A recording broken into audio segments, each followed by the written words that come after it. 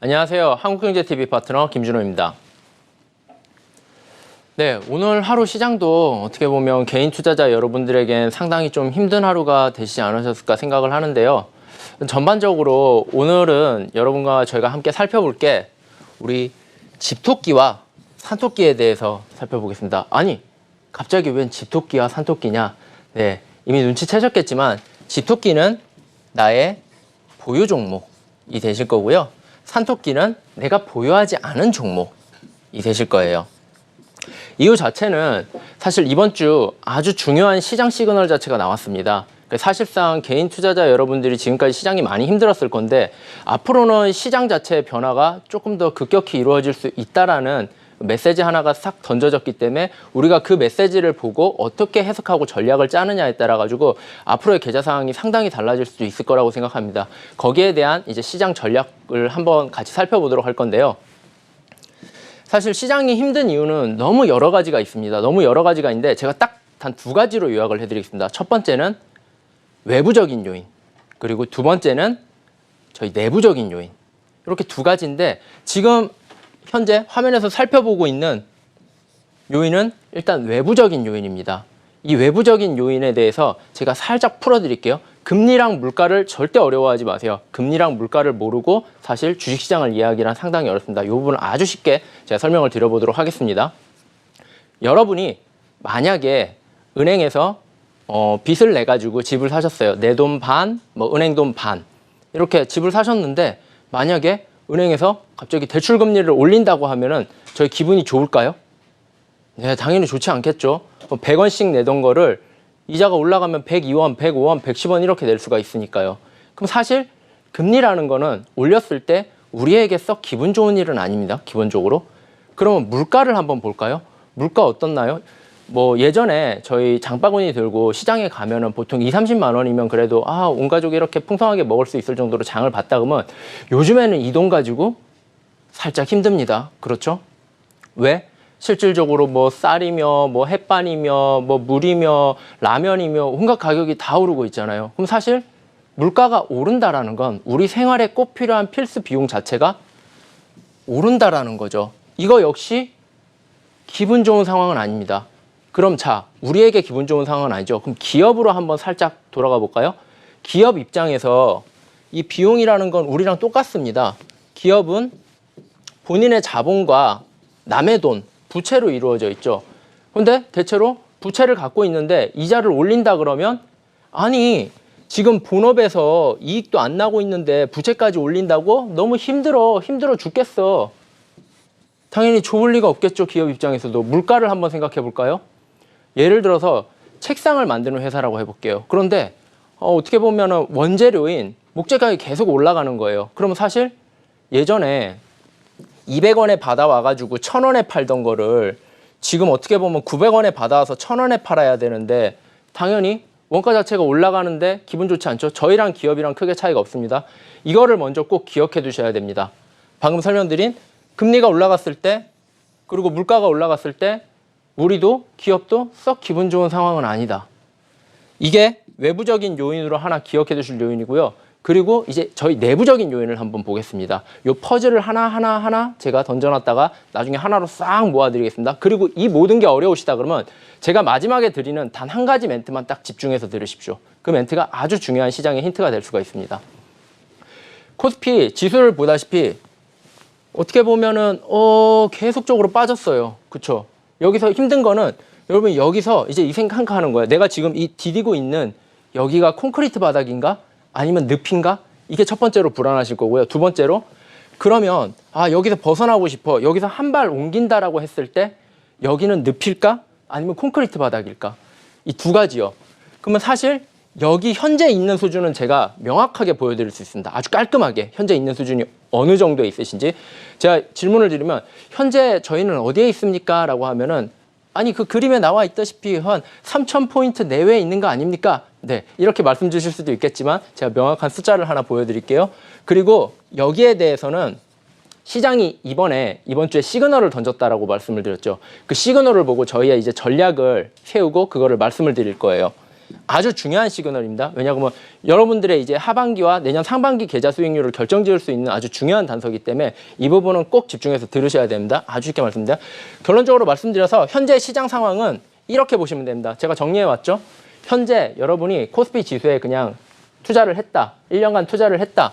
그러면 한 8에서 9% 정도의 이자율을 기대할 수 있다. 쉽게 얘기해서 100원을 투자하면 코스피 현재 기초 지수 자체가 한 108원에서 109원 정도는 돌려줄 수 있을 체력이 있다라고 보시는 겁니다. 그럼 현재 있는 수준이 아주 그렇게 나쁜 수준은 아닙니다. 그렇죠?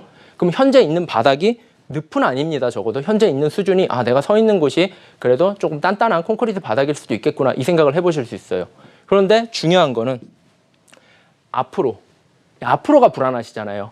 그래서 지금은 그렇다 치는데 앞으로는 어떻게 될 건데 이렇게 올라가는 거야 떨어지는 거야 여기에 대해서 시그널을 주고 있죠. 사실 이번 주 가장 중요한 이슈는 어떻게 보면은 파월 의장의 연임에 대한 이슈입니다. 이분이 이번 연설에 어떤 얘기를 했나요? 보시면 높은 인플레이션. 아까 제가 물가 설명드렸죠?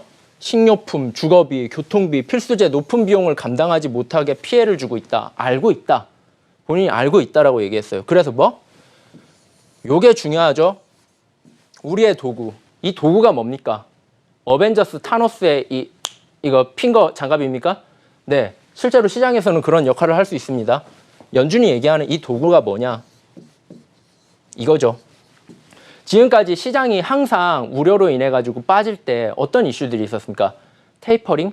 결국에는 돈 풀었던 거를 살살살 이렇게 조금씩 잠그면서 돈을 조금씩 축소시키겠다. 푸는 거를 조금씩 축소시키겠다. 왜냐? 갑자기 이렇게 잠가버리면 시장이 쇼크를 먹으니까. 이미 준비하고 있어라. 이렇게 할 거다 해놓고 지금 물가가 문제가 되니까 결국에 금리를 인해 가지고 이거는 그냥 알고만 계시면 됩니다. 어려우면 패스하셔도 상관없는데 통상적으로 금리를 올리면은 물가 자체는 떨어져 갖고 하향 안정화가 됩니다. 어느 정도. 통상적인 경우에는. 그런데 가장 중요한 거는 여기서 만약에 어떻게 보면 금리를 올렸는데 물가가 떨어지는 속도가 그렇게 이렇게 원하는 대로 안 되고 이 상태를 유지한다거나 조금씩 이렇게 할 때 그러면은 여기서 우리는 힌트를 얻어야 됩니다. 어떤 힌트? 어떤 힌트냐 그러면 이 금리라는 거는 올릴 수 있겠구나. 서두에서 말씀드렸죠. 금리가 올라가면 우리도 괴롭고 기업도 괴롭다. 그렇죠? 이거는 변함없습니다. 이제 물가라는 게 어떻게 될지에 따라 가지고 우리 전략이 정해집니다. 이것도 위 아니면은 완만한 이렇게 하락이겠죠. 그러면 중요한 거는 우리가 피해야 될 기업들 이제 설명을 드리겠습니다. 집중해 주십시오. 그리고 만약 혹시나 지금 사실 오늘 저에게 주어진 시간이 그렇게 많지가 않기 때문에 제가 요 중요 포인트들을 다 설명을 못 드린다 그러면 검색창에 한국경제TV라고 이제 검색을 하시면은 한국경제TV 틱 누르고 들어오시면은 저기 제 얼굴을 그냥 클릭을 바로 찾으실 필요도 없습니다. 그냥 바로 클릭을 하시면은 현재 이 방송 이후에 제가 아주 힘차게 달려가가지고 여러분들을 곧 공개방송에서 다시 한번 특강을 할 거기 때문에 찾아뵙겠습니다. 거기서 이해 못한 부분을 시원하게 싹 풀어드리면서 가장 궁금해하시는 섹터라든가 현재 방송에서는 얘기할 수 없는 중소형주 관련돼갖고 제가 관심 있게 보고 있는 것들에 대해서 다시 한번 설명을 드리도록 하겠습니다.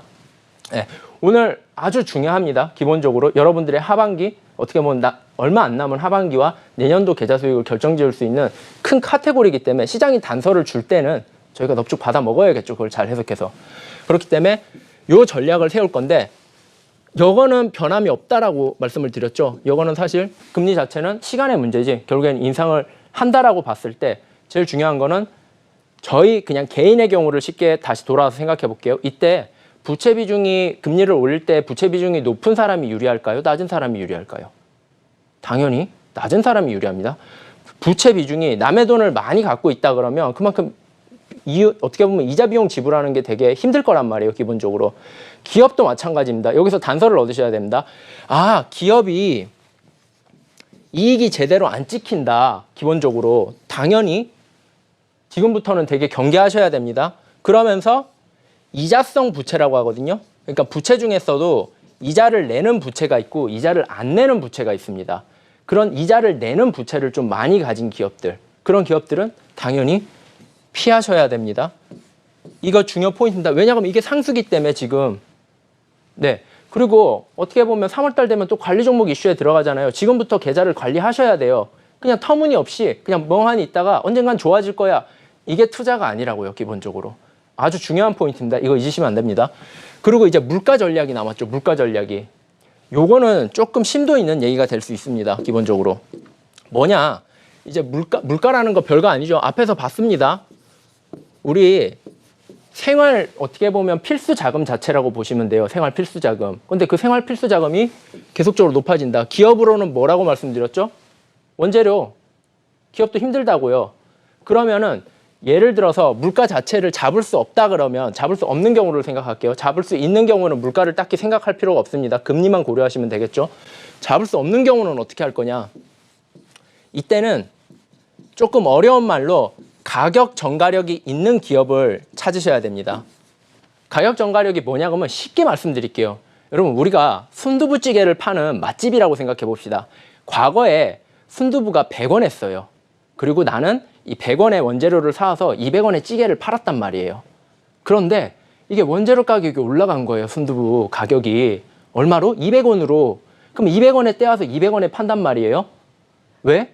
예를 들어서 제가 이거를 순두부찌개를 200원이 아니라 300원에 팔려고 하면은 300원에 안 사 먹어. 그냥 옆집 갈래 이러면서 옆집을 가버리시거든요.